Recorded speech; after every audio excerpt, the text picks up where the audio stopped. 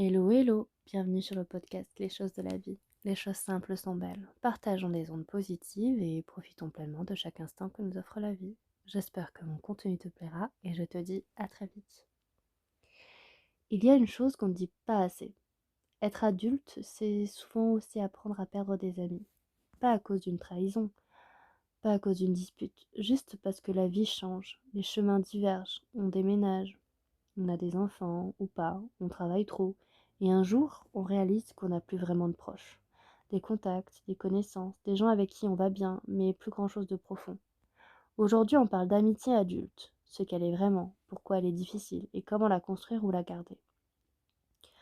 Quand on était enfant, adolescent, l'amitié se construisait naturellement, par la proximité, la répétition, le temps non structuré.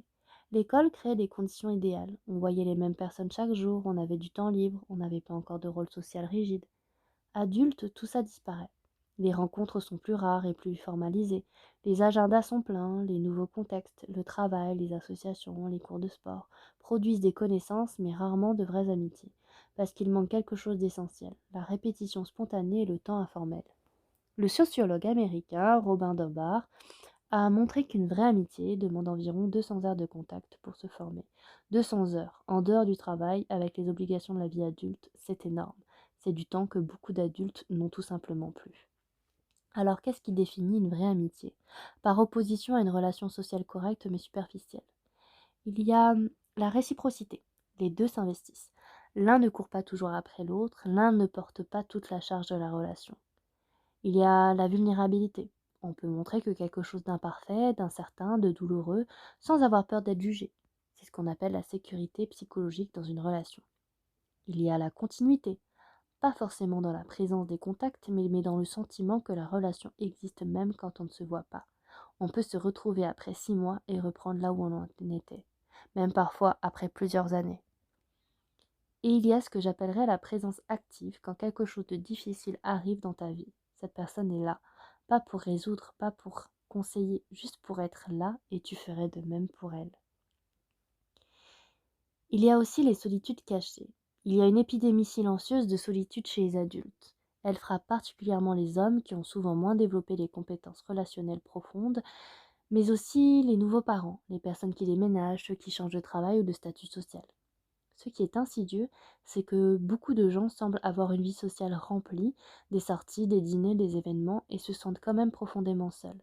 Parce que quantité n'est pas qualité, et parce qu'on veut passer du temps avec des gens sans vraiment se rencontrer. La solitude relationnelle, ce n'est pas avoir quelqu'un à qui appeler quand ça ne va pas, ne pas avoir quelqu'un avec qui fêter quelque chose de joyeux, ne pas avoir quelqu'un qui te connaît vraiment, pas ton rôle, pas ta fonction, mais juste toi. La première vérité incontournable, c'est que ça demande un effort actif. L'amitié adulte ne se maintient pas toute seule. Il faut prendre des initiatives, proposer, planifier, et accepter que l'autre ne soit pas toujours disponible, sans le vivre comme un rejet. Il y a quelque chose que j'appelle la règle du troisième plan. Les 2 premiers plans annulés, ça arrive à tout le monde. Le troisième plan proposé, c'est un signal que tu tiens à cette relation, malgré les agendas. Il faut aussi accepter de créer des conditions pour approfondir. Les relations superficielles restent superficielles si on ne crée jamais des conditions pour aller plus loin. Ça peut être aussi simple que de poser une question différente. Comment tu vas vraiment? Plutôt que t'es bien? D'inviter une conversation sur quelque chose de vrai. Et parfois, il faut admettre que certaines amitiés appartiennent à un autre chapitre de vie. On n'est pas obligé de forcer à maintenir quelque chose qui s'est naturellement éteint. Et le deuil d'une amitié est réel et mérite d'être connu. L'amitié adulte est l'une des choses les plus précieuses et les plus fragiles qu'on puisse avoir. Elle ne tombe pas du ciel. Elle se construit, se cultive et se protège. Si tu as quelqu'un dans ta vie qui compte vraiment, dis-le lui. Pas un de ces jours. Non, maintenant, un message, un appel, une invitation. Et si tu te sens seul, sache que beaucoup de gens autour de toi ressentent exactement la même chose. Ça n'est pas une honte, c'est un point de départ. Je te remercie d'avoir écouté mon podcast. Je te dis à très vite. Et en attendant, prends bien soin de toi.